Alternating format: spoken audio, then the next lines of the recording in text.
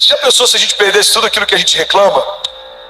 Que as tempestades, elas têm esse potencial, elas fazem a gente gastar mais tempo reclamando do que profetizando. Tem gente que gasta mais tempo reclamando do que não tá bom, do que profetizando o que vai se tornar. Irmão, olha para mim, a gente precisa parar de falar o que está vendo. Falar o que está vendo, todo mundo fala. Agora profetizar o que quer ver, só quem carrega a voz profética pode.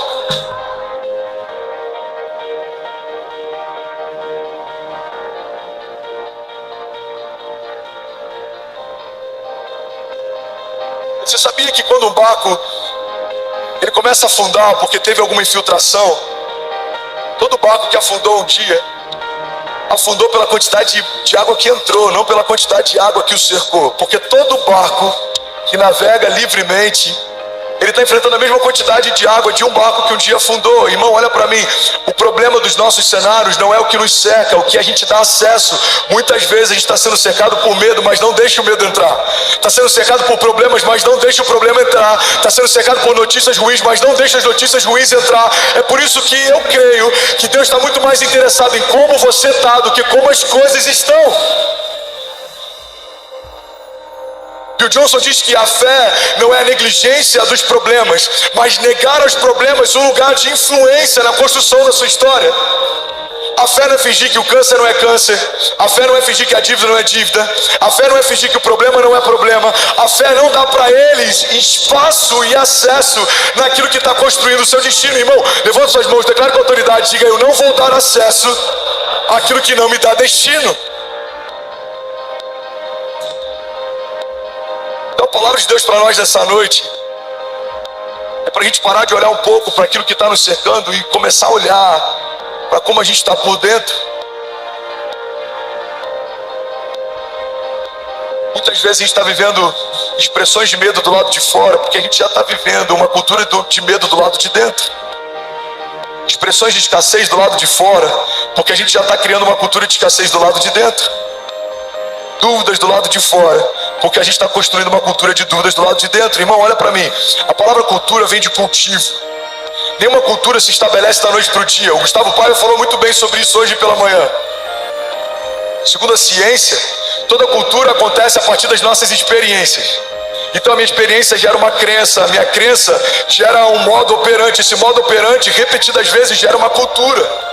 E tem muita gente que está se movendo de acordo com as suas experiências. Em algum momento algo não aconteceu, você criou uma cultura de que não vai acontecer. Uma porta não se abriu, você criou uma cultura de que ela nunca vai se abrir. Tem muita gente que está trabalhando, caminhando, se movendo debaixo de uma teologia pautada em experiências. Mas eu vim te lembrar que Deus não é do tamanho da sua última experiência. Deus é Deus.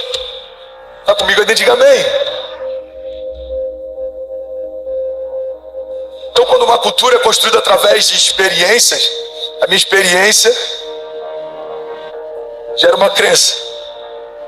A minha crença afeta as minhas atitudes. As minhas atitudes se tornam uma cultura. Mas no padrão de Deus, a minha fé gera uma crença. A minha crença modela as minhas atitudes. E as minhas atitudes criam uma cultura. Bom, olha para mim, ao mesmo tempo que a gente gasta criando uma cultura de medo, a gente investe criando uma cultura de fé.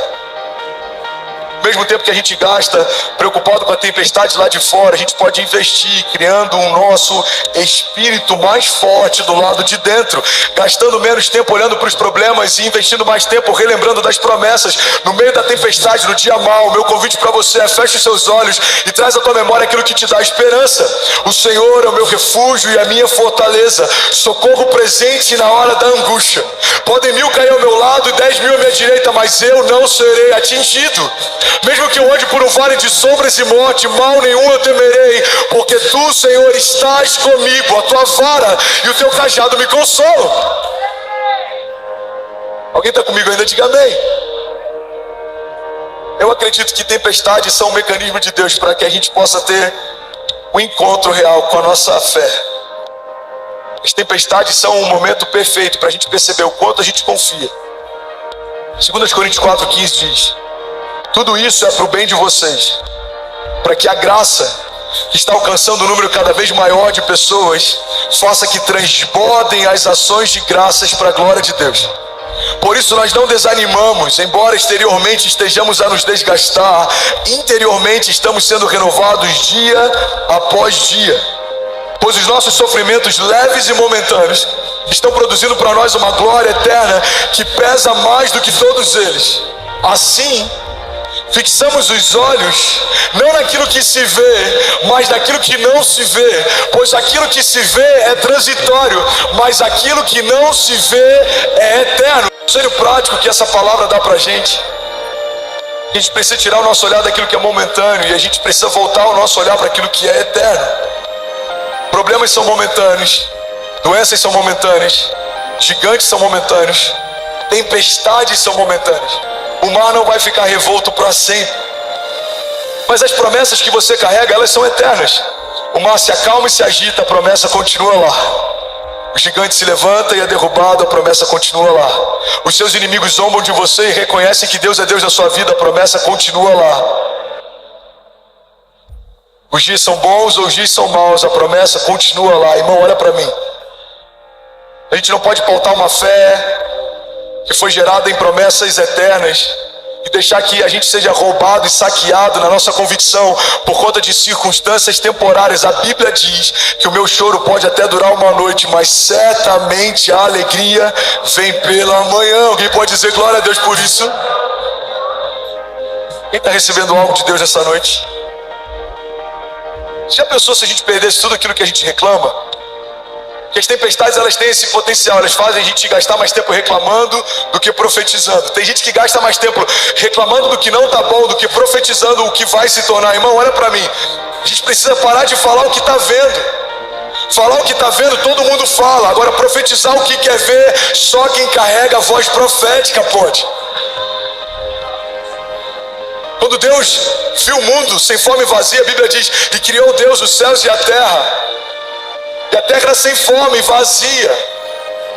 Havia escuridão, o Espírito de Deus pairava sobre a face das águas. A Bíblia não diz que quando Deus viu a escuridão, ele disse, uau, escuridão, e ficou mais escuro.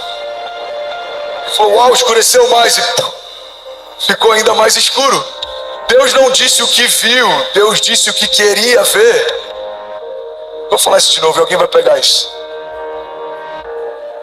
A gente não vê em nenhum momento Deus gastando tempo para dizer o que todo mundo sabia. A gente vê em todo momento Deus profetizando o que ninguém ainda havia visto. A Bíblia diz, olhos não viram, ouvidos não ouviram, nem penetrou no coração do homem aquilo que Deus tem preparado para nós.